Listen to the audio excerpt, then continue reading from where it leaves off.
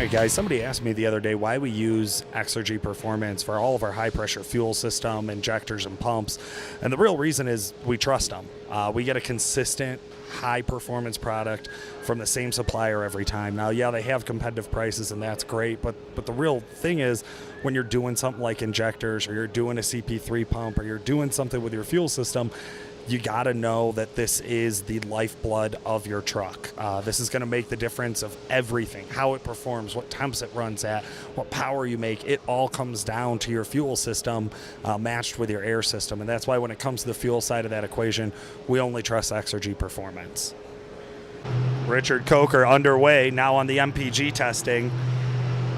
Now, this first section, as I was talking to Brad off air a little bit, he said the first part of the test is really probably the most challenging. This is where you're going to have to get on the throttle the hardest and really feel the rollers. It's also where you're the least experienced. You just don't know a lot about what's going to happen.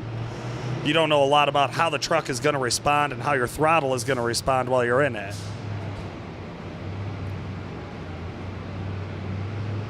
About to come up on a large run here. Couple of small peaks and valleys.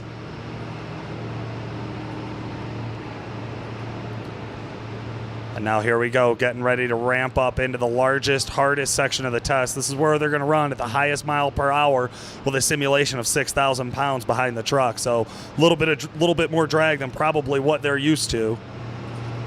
Also, generally when you're on the road, you have the freedom to choose how fast or how slowly you want to accelerate.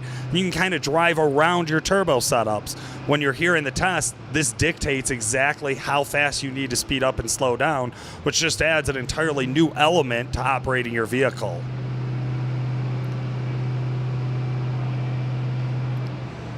Man, this regular cab feels like it's just hardly working, not making a lot of noise. It's handling this test with pretty good ease. Here we go to slow down a little bit. It's a lot tougher than you think. They're not able to just pull their foot off the throttle and let it just naturally slow down. Sometimes they got to work it a little bit, stay on top of their chargers, and really kind of move this test along. A little bit of a lull here while the truck takes a break, and then we're going to break into the hardest peak of the test right now. And the truck is rolling up right now.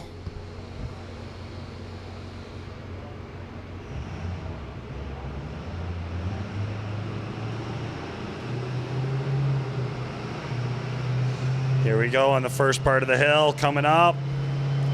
Just past the first peak. We're going to get a small dip, and then this is the hard part.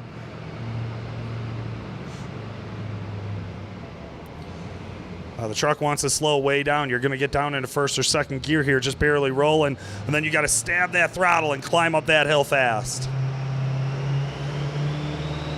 Giving it more and more, trying to stay out of the red. The light's yellow. He's staying in the green. He's trying to push it. He's getting on top of it.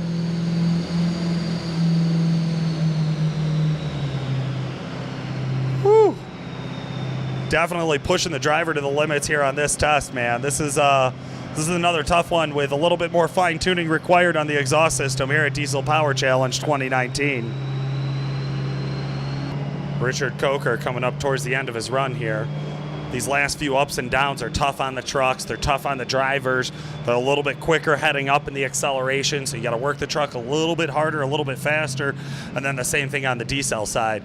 So we watch these peaks and valleys, and as they get more dramatic, even though the peaks and the valleys aren't quite as high as some of the other portions of the test, they can be more challenging for the driver himself. I will say Richard Coker in this regular cab LBZ doing a phenomenal job today. He's definitely been on point and dialed in. Richard Coker, final stage here, making it through the last big two passes of this segment of Diesel Power Challenge.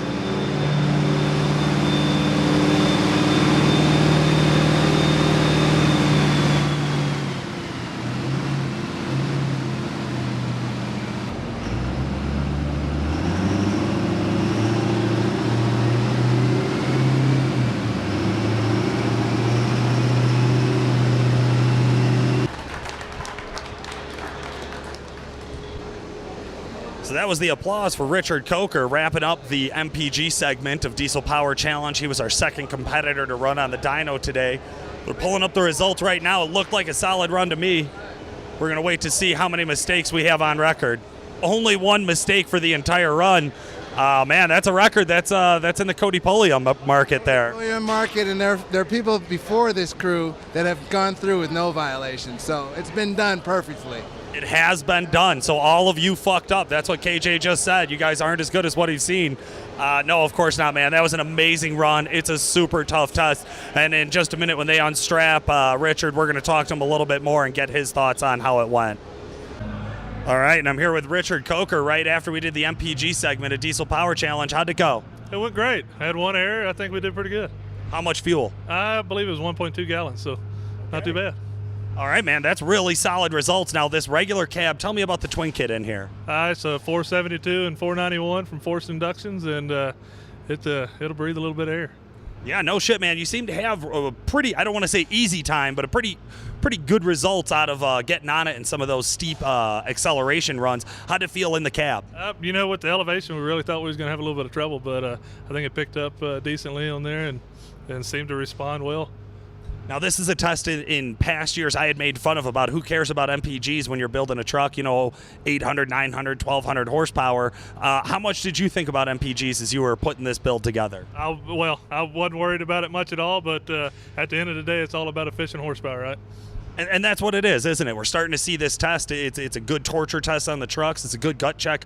Who has a real daily driver who could actually put this much power on the street? And I think that's really what this test is showing. I agree 100%. Awesome, man. Did you think it was going to be easy, or was it harder than you expected when you got here? I actually thought that was going to be very challenging, and there was a couple of challenging spots, but overall I thought it was very well-mannered. Well, hey, you did great so far. Best results of the day. Congratulations. We're excited to see you again on the dyno tomorrow. Sounds good. I appreciate it. No problem.